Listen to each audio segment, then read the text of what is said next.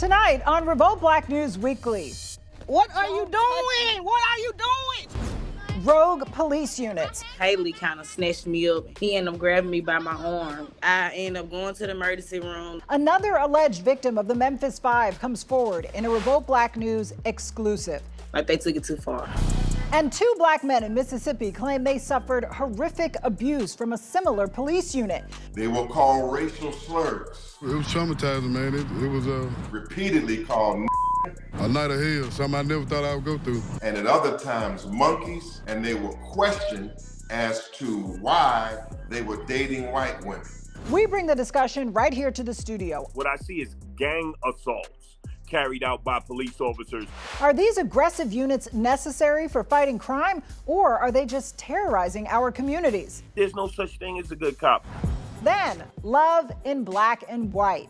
Do you think that tells us maybe that white men, have they been waiting for this moment? I think they've been waiting for this episode right now on Revolt Black News to be like, y'all got it. We just wanted to say, hey. More black women are dating white men than ever before. Black bachelorette Charity Lawson stops by the Revolt Studios as we explore the new face of interracial dating. Love, at the end of the day, love is love. All that and more as the Black News Revolution starts right now. Welcome to the show, everyone. I'm Mara Escampo. We start tonight in Memphis with important updates on the officers charged with murder in the death of Tyree Nichols, and an exclusive interview with a woman who says Tyree wasn't the only person the Scorpion unit assaulted. How does she know? Well, she claims that she was also a victim of their violent, brutal tactics.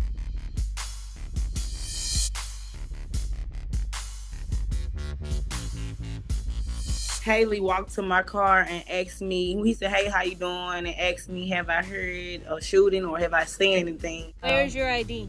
Why you need my, what I do? It's the nightmare Memphis resident Khadijah Towns still can't shake 2.5 years later. A dangerous encounter with Scorpion Unit officer Demetrius Haley. Why would I, what are you doing? What are you doing? What are you doing? Trying to get this. I know that I was targeted. I'm scared of the police. I don't want to deal with them. Excuse me, why you touching her? Khadijah's aunt recorded the incident on her phone. My hand is up, I ain't got nothing. She's not resisting. Where's your ID? Towns told Revolt Black News she and her family were at a Memphis Walgreens in 2021 when they were swarmed by police, including Haley, seen here in this footage. Officers claimed they were looking for a shooter. Haley kind of snatched me up and he ended up grabbing me by my arm, and he held that one arm, and as soon as I got the arm, he kept telling me to stop resisting. Khadijah says that night during the violent encounter, Haley dislocated her shoulder. I ended up going to the emergency room. The emergency room let me out, and I went to the jail, and the jail didn't accept me. No charges were ever filed against her. As the officer that put her in the hospital prepares to stand trial for the gruesome death of Tyree Nichols, the memories come flooding back. I seen his face on the news, and I was like, that was the man that pulled me over at the Walgreens. It was just sad. People get a name and a badge, and they just take it too far. Like they took it too far. Demetrius Haley was disciplined internally for Khadijah's arrest after an investigation found he did not write up the proper paperwork explaining the use of force, but the case was never turned over to the county for a full review. Now, Justin Smith, another co-defendant in the Nichols murder case, is asking for a separate trial, saying he wasn't present during the entire attack. We announced a $500 million landmark lawsuit against the Memphis Police Department and the city of Memphis. And Smith's fight for his own trial comes as the city of Memphis tries to get the lawsuit against them dismissed, claiming the city is not responsible for the actions of rogue cops. The Nichols family disagrees. But it is also a message to cities all across America who have these police oppression units that have been given the license by city leaders to go and terrorize Black and brown communities. We want to thank Khadijah for sharing her story with Revolt Black News. We will continue to follow updates on the trial of the Memphis Five. Unfortunately, the brutality that we saw in Memphis is not an isolated case. We've seen rogue police units terrorizing communities all across the country, and now in Mississippi. One of the biggest civil rights lawsuits in history has been filed against a police force near Jackson in the small town of Rankin County. What officers reportedly did to two black men there is shocking and outrageous.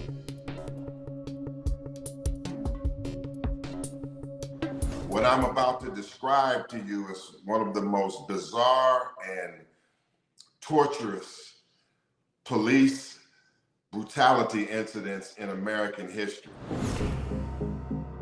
Black Lawyers for Justice lead attorney Malik Shabazz, who is representing 35-year-old Eddie Parker and 32-year-old Michael Corey Jenkins in a $400 million suit against the Rankin County, Mississippi Sheriff's Department, details the alleged events on the night of January 24th, when he says at least 5 deputies and an off-duty member of the Richmond Police Department entered Parker's home in Braxton, Mississippi. The Rankin County deputies, without any kind of search warrant whatsoever, just burst into the home, handcuffed them, and held them for 2.5 hours and did all manner of evil. So I made out my bedroom door. I saw the police at the end of the hall. They, told me to get down. And I got down, and that's when all the hectic started. Located just east of the capital city of Jackson, Rankin County has a population of just over 157,000 and is 72% white and 21% black. The historical relationship between Rankin County Sheriff's Department and blacks is notorious. It has the reputation as being one of the founding locations of the Ku Klux Klan. Shabazz says this was a brutal, racist attack, an attack that, based on alleged comments made by officers during the incident, could have been set off by their anger at the victims for dating white women. They will call racial slurs, repeatedly called and they were questioned as to why they were dating white women. Jenkins family spokesperson Priscilla Sterling Till says it's the same racist legacy that led to the lynching of her relative Emmett Till at the age of 14 in 1955. They are hiring the KKK, the neo-Nazis. They are becoming police officers. Among the deputies present and named in the lawsuit are Hunter Elward, Brett McAlpin, and Christian Dedman. For more than 2 hours that night, the deputies reportedly tortured Parker and Jenkins while they were handcuffed, including allegedly waterboarding them, a technique infamously used by U.S. operatives on suspected terrorists to simulate the feeling of drowning. These young men were subjected to these deputies taking liquids and pouring it on their faces in a wicked attempt to elicit a confession. I just felt the way that I felt that night. I mean, as far as not being able to breathe, it was both breathing and trying to keep breathing and keep from drowning. The deputies also allegedly threw eggs at the men, the remnants visible in this photo, forced them to strip naked and shower together, and attempted to assault Jenkins with a sex toy, all while laughing and taunting the two men. And then, as their next to final act, both Eddie Parker and Michael Jenkins were tased at least 20 to 30 times between the two of them.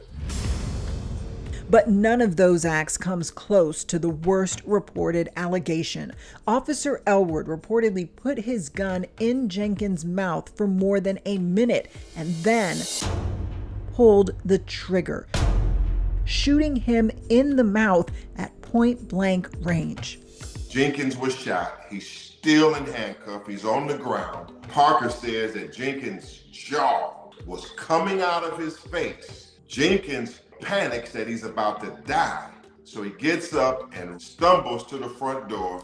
The ambulance finally comes, and Michael Jenkins was taken to the University of Mississippi Medical Center, where he narrowly avoided losing his life.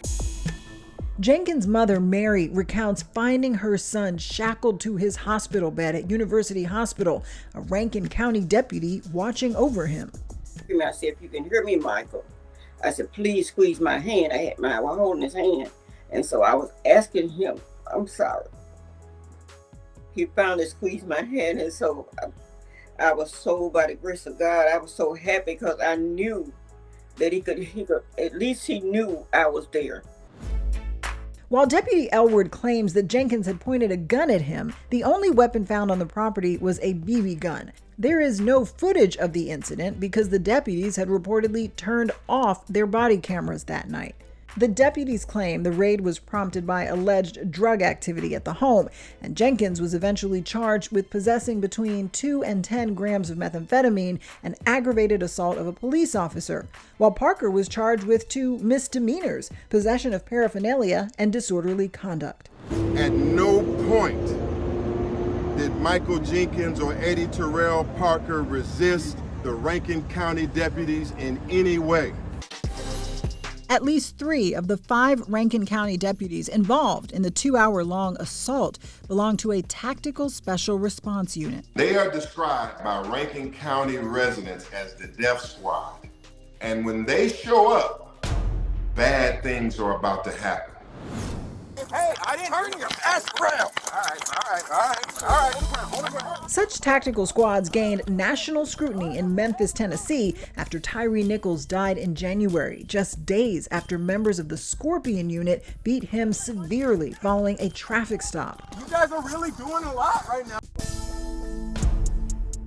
According to the Associated Press, Deputy Hunter Elwood and others present at Parker's home have been involved in at least 4 violent encounters with black men since 2019 that left 2 dead. One of the victims, Damian Cameron, who had a history of mental illness, died in July of 2021 during a vandalism call at Cameron's mother's home. He was pronounced dead shortly after Elwood choked and tased the 29-year-old and then left him unconscious in the back seat of his cruiser while he went inside the home to retrieve his taser. I want justice. I want the 2 officers held accountable, Brian Bailey held accountable, because that was my child, and I think I deserve justice for him. In the case of Parker and Jenkins, after an internal investigation, Sheriff Brian Bailey, who is also named in the civil suit, fired the 5 deputies involved in the incident. Joshua Hartfield, the off-duty Richmond detective, was placed on administrative leave and has since resigned. We have cooperated with all investigation efforts related to this incident and have provided all information and data requested in a timely manner. This will continue until all investigative efforts are complete and justice is served. Meanwhile, Michael Jenkins continues to recover from his wounds. Michael Jenkins has a permanent paralysis, serious issues with eating. He has more surgeries that he will have to undergo. And of course, there's long-term psychological damage as a result of this 2-hour torture session and shooting. The deputies involved could face criminal charges. The FBI released a statement that they, along with the Department of Justice and the Southern District of Mississippi's U.S. Attorney's Office, have opened a federal civil rights investigation into a color of law incident involving the Rankin County Sheriff's Office. It was traumatizing, man. It was a night of hell, something I never thought I would go through because of the color of our skin. While the civil suit filed by attorney Shabazz seeks punitive damages of $400 million for pain, suffering, trauma, and humiliation. If successful, it will set a record for damages by a police force in the United States. There must be punishment for these outrageous acts, as well as a deterrent for other law enforcement officers, that a message be sent that this must never happen again. I'm here sitting here because I don't want another black woman to have to bury their son just because they got stopped by the police. Clearly, what reportedly happened to these 2 men in Jackson and to Tyree Nichols is awful. But are there circumstances where these aggressive police units are actually an important part of keeping crime in check? We'll bring that conversation right here into our studios after the break.